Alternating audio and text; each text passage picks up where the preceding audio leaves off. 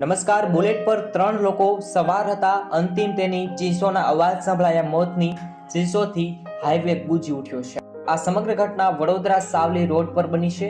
બુલેટમાં લોકો બેસી અને જતા હતા. મિત્રો, ત્રણેય જીગરજાન દોસ્તોના કમકમાટી ભર્યા મોત થયા છે. મિત્રો, અત્યારનો સમય એવો છે કે લોકો બાઇકમાં કેવા કેવા સ્ટન્ટ કરતા હોય છે, બુલેટમાં પણ સ્ટન્ટ કરતા હોય છે, જેને કારણે આવો અંજામ ભોગવવાનો વારો આવતો હોય છે. આ સમાચાર તરફ વધુ એક વાત કરીએ તો 3 લોકોના જીવ ગયા છે. ભગવાન તેમની આત્માને શાંતિ આપે.